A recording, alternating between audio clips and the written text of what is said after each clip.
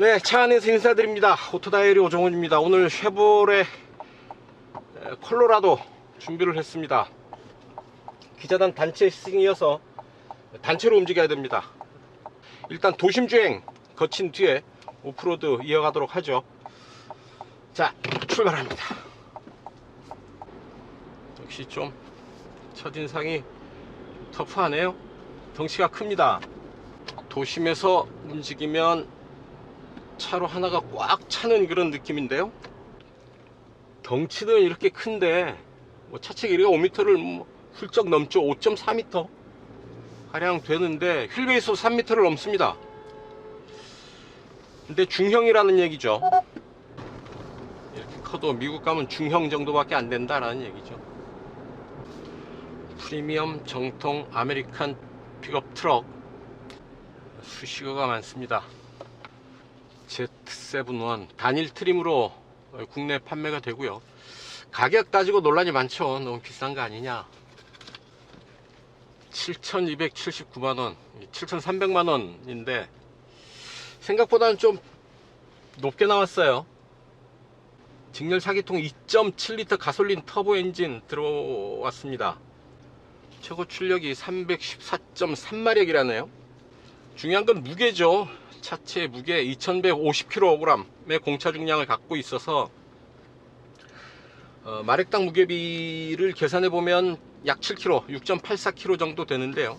더구나 중요한 건 토크겠죠. 자, 아무래도 화물차로 분류되고 뒤에 또 짐들 많이 싣고 다니게 되는 상황이 있을 테니까요. 그러려고 타는 차가 될 테니까 화물차로서도 충분히 역할을 다하겠다 싶습니다. 자, 지금 도심 이동하고 있는데 아무래도 시트 포지션이 높다라는 느낌이 옵니다. 옆에 함께 달리는 승용차들 좀 낮아 보이고요. 노면 충격 받을 때 차체 흔들림 이런 부분이 전달되는 게 아무래도 높은 자세에서 오는 조금 과장된 몸짓, 조금 더 흔들리는 그런 느낌 전해지고요. 놀라운 게 제가 리프 스프링 사용하고 있죠. 뒷차축이 판 스프링을 사용하고 있습니다. 화물차의 전형이죠. 노면의 턱 지날 때 정직하게 그 충격이 전해져 옵니다. 가속 페달이 상당히 여유가 있네요. 엔진 사운드도 있는 그대로의 소리 들려주고 있습니다. 킥다운 버튼 없고요. 가속 페달 끝까지 밟아도 아무 저항 없이 마지막까지 밟힙니다. 도로에 단차 통과할 때 충격은 거의 없는데 소리는 크게 들립니다. 그러니까 외부 소음이 실내로 들어오는데 그렇게 소음 대책을, 방음 대책을 충실하게 많이 하지는 않았다 싶습니다. 직렬 4기통 2.7L 엔진 사용하고 있는데요. 기존의 V6 3.6 가솔린 엔진보다 출력이 더 좋습니다. 지금 가속을 가속할 때 엔진 사운드는 거칠게 터져 나오는데 오히려 이런 부분이 어떤 픽업 트럭의 매력이 될 수도 있겠죠. 픽업 트럭 타면서 완성도 높은 주행 질감, 섬세한 감각 느끼기보다는 조금은 터프하고 거친 게 또 픽업 트럭을 타는 묘미가 아닐까 싶습니다. 사륜구동 시스템 들어와 있고요. 사실 사륜구동 시스템 들어와 있다고 해서 고급 SUV 타고 뭐 1억, 2억 하는 차들 타고 오프로드 들어가는 거는 사실 좀 부담이 크죠. 이런 픽업 트럭이야말로 부담 없이 오프로드에 올라설 수 있는 그런 차가 아닐까 싶습니다. 조금 긁혀도 좀 찌그러져도 크게 부담이 없고 오히려 그런 게 어울릴 수 있는 차다라는 얘기죠. 메인터넌스 비용도 크게 비쌀 것 같지는 않고요. 차가 움직이는데 힘이 좋아서 순간가속, 차선 변경 하는데 부담 없습니다. 편하게 쉽게 순발력을 발휘하고 있고요. 차선이 꽉 차서 양옆으로 이 마진이 별로 없습니다. 팔 뻗어도 옆창이 좀 닿지가 않죠.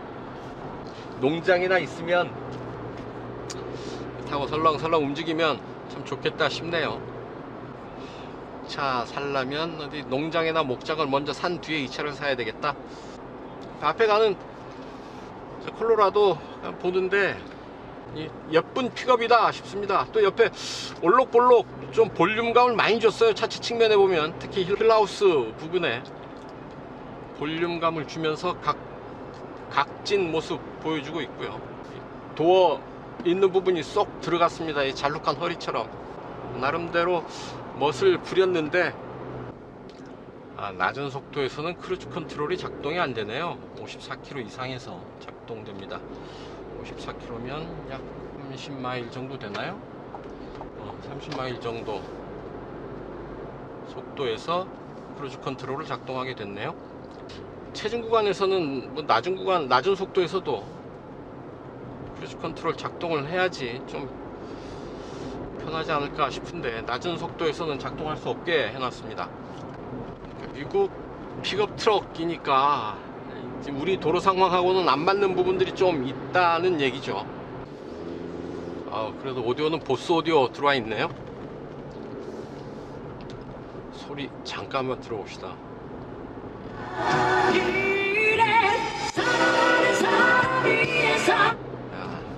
소리 픽업에서 만날 수 있는 소리로서는 제법 고급 오디오 들어와 있고요. 사실 우리가 픽업 트럭이라고 해서 뭐 트럭으로 생각하는 경우도 있죠. 좀 낮춰보는 경우들이 있을 수 있는데 굳이 그렇게 낮춰볼 필요는 없을 듯 합니다. 짐을 싣고 다니는 화물 차의 역할을 하게 되지만 역시 또 실내에서는 승용차나 기존의 RB SUV의 감각을 느끼게 되니까요. 가격도 7천만 원이 넘으면 그냥 막 타는 차는 아니겠죠. 나름 고급스러운 그런 감각, 고급스러운 기능들, 인테리어도 충분히 적용하고 있습니다. 그래서 쉐보레는 이 차 프리미엄 트럭이라고, 프리미엄 픽업 트럭이라고 얘기하고 있죠. 많은 분들이 거기에 동의할 수도 있고 안 할 수도 있고, 하지만 메이커에서는 이 차의 위치를 프리미엄급으로 봐주기를 원하고 있다라는 얘기죠. 변속 레버에 토글 스위치를 이용을 해서 수동 변속이 가능합니다. 자, 뒤에서 L로 변속 기어를 가고요. 토글 스위치를 위해서 변속을 할 수가 있는 거죠. 수동 변속이 가능합니다. 자동 8단 변속기죠. 이렇게 L에 놓고 수동 변속을 할 수가 있는 거고요. 시속 100이고요. 8단 2000에 물리네요. 7, 6, 5, 4, 3단 4800, 700 정도 마크 하네요. 그 속도를 올려봅니다.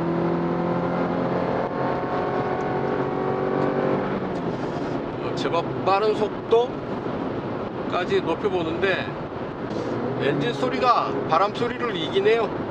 바람 소리도 같이 커지지만 엔진 소리가 좀 더 큽니다. 바람 소리 지지 않고요.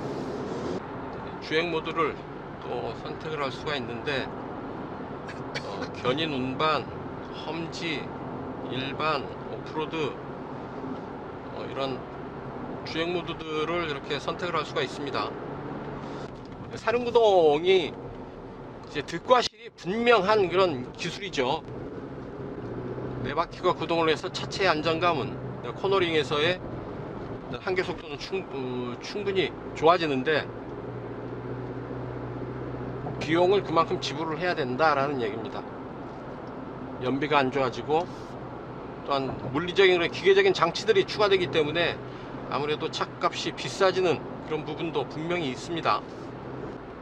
빠른 속도로 이제 코너 인터체인지를 돌아 나가는데 차 코너링 괜찮습니다. 바깥으로 밀리지도 않고 안으로 감기지도 않고요. WD 상태인데도 충분히 안정감 있는 그런 주행 보여주고 있습니다. 거친 엔진 소리 단점일 수도 있고 매력일 수도 있고 각자의 취향일 텐데요. 뭐 픽업 트럭 타면서 어떤 조용한 실내 그런 기대하는 건 아니겠죠. 충분히 이런 조금 거친 듯한 반응, 거친 듯한 소리들도 즐길 수 있어야 픽업 트럭을 제대로 탈 수 있다라고 볼 수가 있습니다. 픽업 타면서 야, 왜 이렇게 시끄럽냐, 왜 이렇게 승차감이 안 좋냐 하는 건 아니다 라는 얘기죠. 저는 그렇게 봅니다. 크루즈 컨트롤 버튼은 두 단계로 작동을 하죠. 한번 누르면 그냥 크루즈 컨트롤, 그리고 한 번 더 길게 눌러야 어댑티브 크루즈 컨트롤이 작동을 하는 방식입니다. 좀 번거롭죠? 아무래도 차체가 높아서 노면 굴곡을 따라서 차체 흔들림이 좀 커지는, 증폭되는 그런 반응, 완전히 속일 수는 없네요. 뭐 약간의 단점 뭐 이런 부분들, 픽업 트럭이니까 충분히 양해될 수 있는 그런 부분인 거죠. 세단이나 기존의 SUV 정도의 높은 완성도를 기대하지 않아도 되겠다 싶습니다. 메이커 입장에서는 핑계거리가 되는 거죠. 소비자들의 기대 수준이 높을 때, 아, 이 차 픽업 트럭입니다, 너무 기준을 높게 잡으시면 안 돼요 라고 얘기할 수가 있는 거죠. 그러니까 세금도 싸죠. 세금 싼 대신에 몇 개 제한 사항도 있고요. 아마 1차로 주행이 제한을 받겠고요. 그래서 생활 속에서 좀 불편함은 감수해야 된다라는 얘기고, 대신에 그만큼 혜택을 받는 부분도 분명히 있다. 소비자들이 자기의 쓰임새에 맞게, 자기의 요구에 맞게 이 차를 선택해야지, 그냥 막연한 승용차 대용으로 이 차를 선택하면 아마 타시면서 불편한 점들도 꽤 많이 있지 않을까 하는 생각해 봅니다. 네, 온로드 주행 여기서 마치고요. 잠시 후에 오프로드 올라가시죠. 자, 이 리어 게이트는 이렇게 부드럽게 열립니다. 내리면 쾅 떨어지는 게 아니라 부드럽게 이렇게 열리고 있고요. 이 부분 열고 앞에 이렇게 뚜껑을 열면 이렇게 뒷부분에도 물건을 수납할 수 있는 공간이 또 준비되어 있는 거죠. 야외 활동에 필요한 도구들, 물건들 여기에 수납하면 되지 않을까 싶고요. 게이트를 닫을 때도 아주 쉽게 가볍게 문을 닫을 수가 있겠습니다. 화물칸을 올라갈 때는 이 옆에 발받침이 있죠. 이 부분 발을 딛고 올라서면 될 테고요. 바닥은 물청소로 정리하기에도 편하게 되어 있네요. 이렇게 그냥 트레일러와 연결할 수 있는 부분도 준비되어 있습니다. 트레일러 연결구고요. 배기구는 이 옆으로 빼놨죠. 배기구를 차체 측면으로 빼놓고 크롬으로 배기구를 마감하고 있습니다. 25 5R20 시리즈의 타이어 적용하고 있고요. 차체 진출입이 용이하게 이렇게 발받침 되어 있어서 차체 실내로 드나들기가 편하게 되어 있습니다. 들어오면 이런 실내 마주하게 되는 거죠. 스티어링 휠 하나, 둘, 셋, 3.2회전. 차가 크니까 락추락 주행비도 좀 여유 있게 세팅한 것 같고요. 인테리어 11인치 계기판, 11.3인치 센터페이시아 모니터.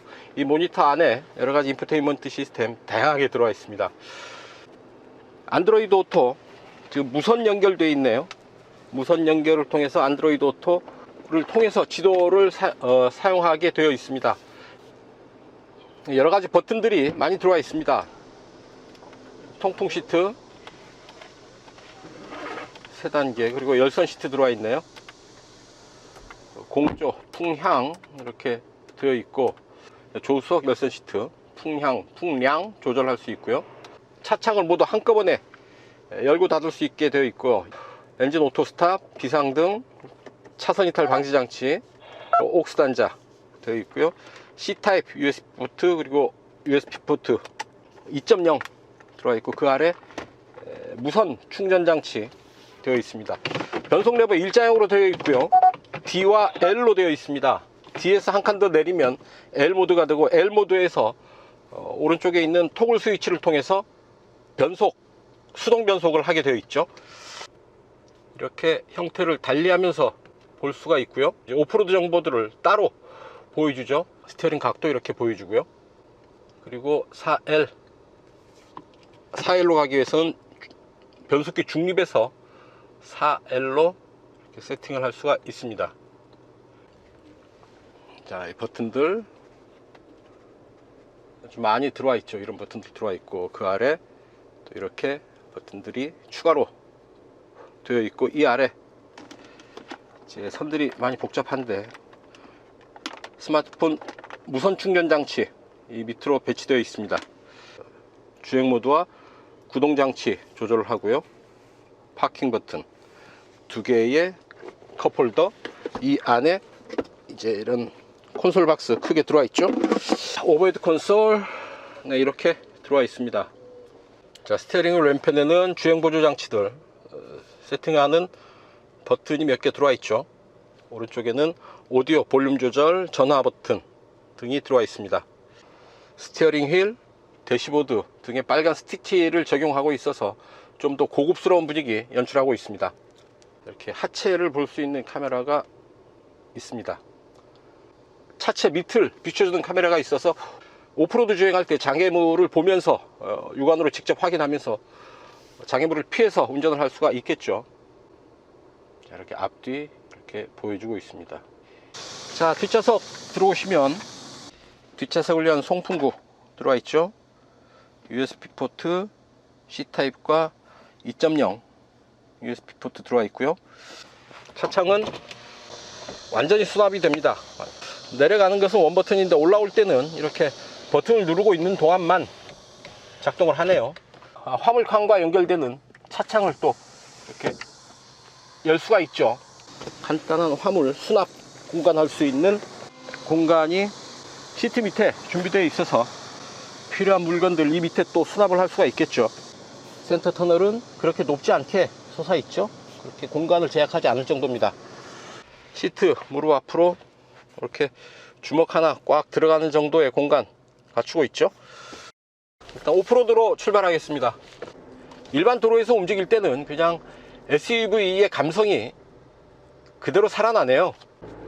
자, 전체적으로 쉐보레 콜로라도 신형으로 풀체인지 되면서 안전 및 표의 장비들 대거 보완을 했습니다. 그래서 꼭 픽업 트럭이라기보다는 레저용 차량으로 이용을 해도 충분하겠다 싶고요.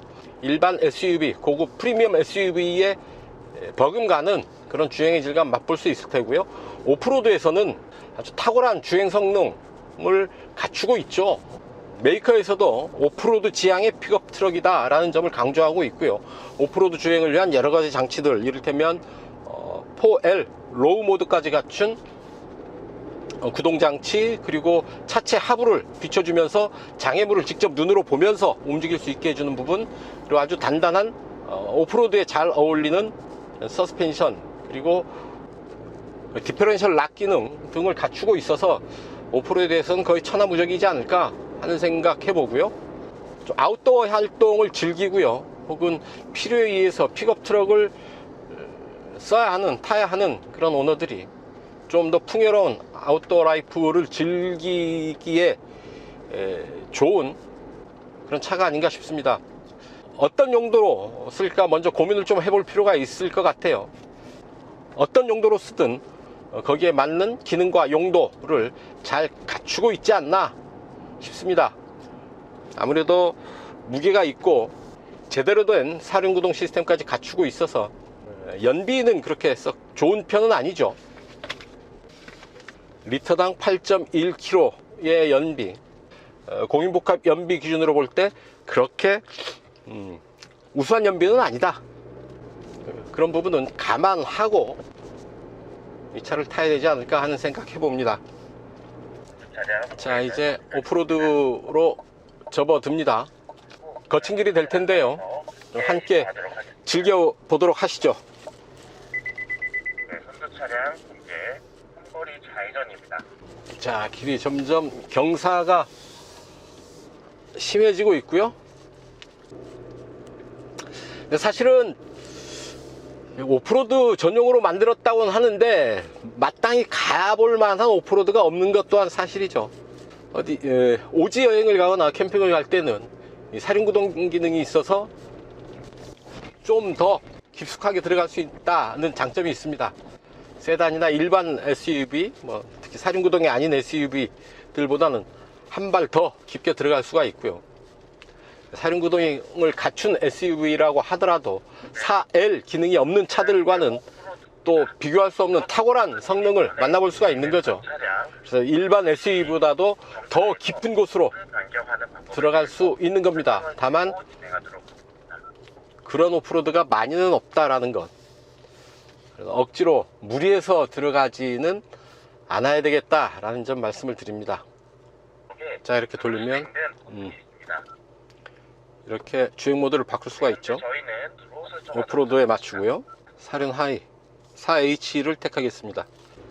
차체가 커서 이런 코너에서 좀 부담스러운 면은 있는데 아무래도 궤적을 크게 그려야 되니까요. 이렇게 좁은 길 갈 때는 좀 부담스러운 면은 있습니다.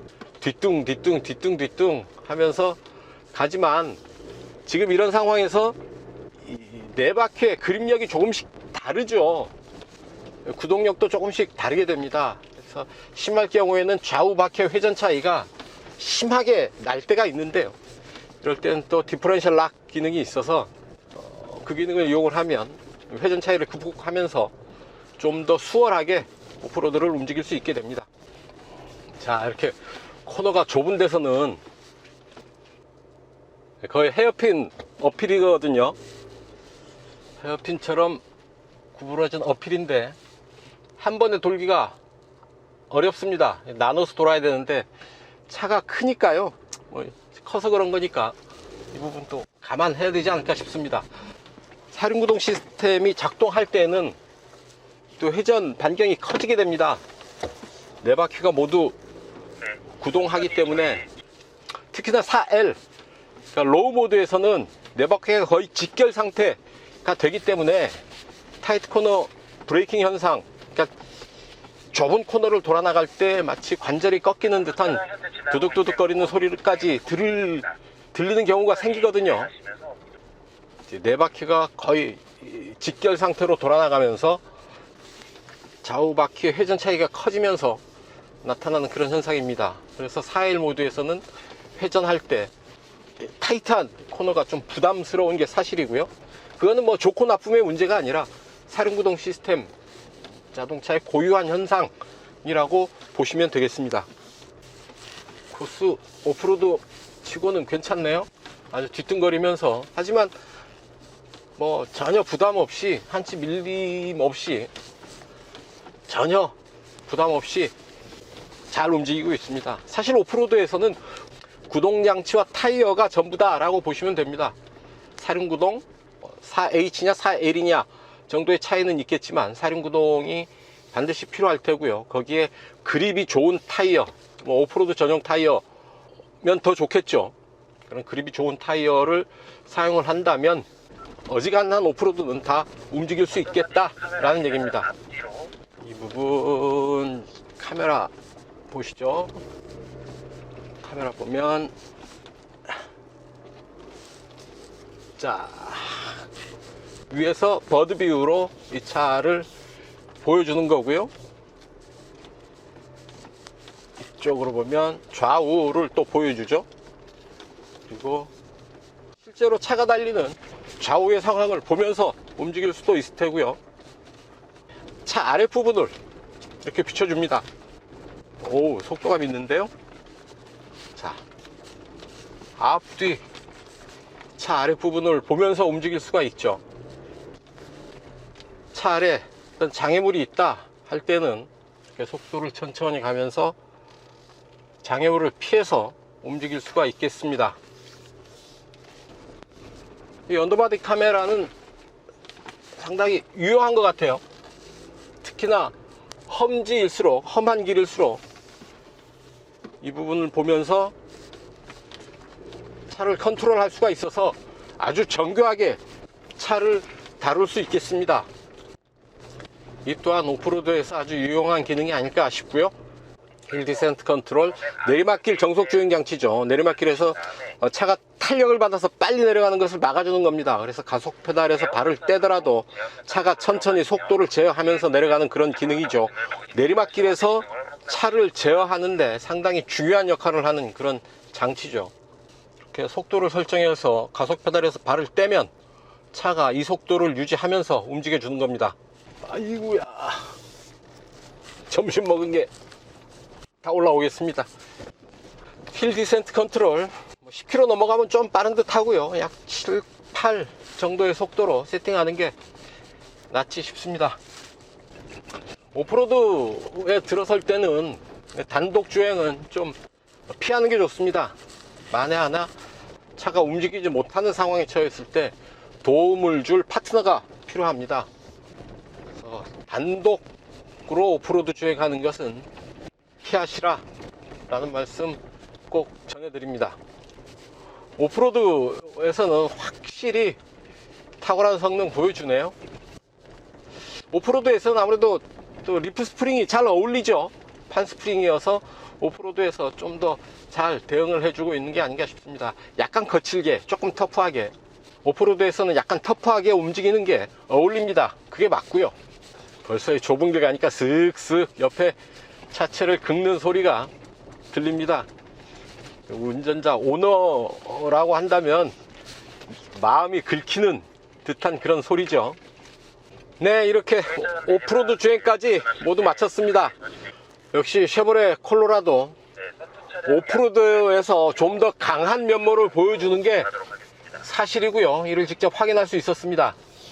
뭐 도심 생활에서도 뭐 못할 건 없지만 이렇게 좀 자연과 좀 더 가까이 생활하시는 분들에게는 참 좋은 선택지가 되지 않을까 싶습니다. 7,279만 원이죠.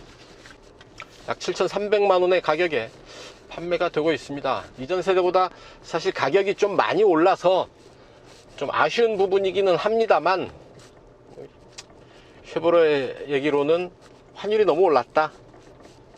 벌써 이제 1,300원을 넘어선 환율 아니겠습니까? 거기에 또 상품성이 많이 업그레이드 됐다, 뭐 이런 부분들 얘기하고 있으니까요. 뭐 아쉽지만 어떡하겠습니까? 파는 사람이 그렇게 가격을 정했는데 원한다면 그 가격 지불해야 될 수밖에 없죠. 내가 이 차를 어떻게 쓸 것인지, 나의 생활 패턴, 라이프 패턴은 어떤지 잘 생각해 보시고, 이 차가 나에게 맞겠다 하시는 분들은 적극적으로 고려해 보는 게 좋지 않을까 싶습니다. 자, 실내에서 그냥 인사드리겠습니다. 오늘 쉐보레 콜로라도 귀전한 단체 시승으로 진행이 되어 있어서 마지막 인사 또 차 안에서 드리는 점 양해를 부탁드리겠습니다. 오늘 시승 여기까지입니다. 지금까지 저는 오토다이어리 오종훈이었습니다. 시청해주셔서 감사합니다. 자, 좋아요 꾹, 구독하기 꾹, 그리고 공유 부탁드립니다. 네, 단도직입니다. 이 차 타면서 느꼈던 사소한 불편함, 아쉬움 몇 가지 말씀드려봅니다. 내비게이션 지도가 내장되어 있지 않아서 스마트폰의 기능을 이용을 해야 됩니다. 안드로이드 오토를 이용을 해야 되는데요. 아무래도 좀 불편하죠. 7천만 원이 넘는 가격을 감안하면 좀 너무 박한 거 아닌가 하는 생각 하게 됩니다. 그럴 일은 거의 없겠지만 스마트폰 또 깜빡 잊고 나오는 날도 있을 테니까요. 그럴 땐 참 난감하겠습니다. 내비게이션 지도는 자체 장착을 하는 게 맞지 않나 하는 생각해 봅니다. 주행보조 시스템에 차로 중앙 유지 보조 장치는 적용되어 있지 않습니다. 차로 이탈 방지까지만 되어 있다라는 얘기죠. 그래서 주행보조 시스템을 작동을 시키고 움직이면 자꾸 차로 안에서 코너에서는 어느 한쪽 차선을 밟기 직전까지 가서 경고가 계속 뜨죠. 또 차로 중앙 유지 보조 장치가 없어서 좀 아쉽다 정도로 말씀을 드릴까 합니다.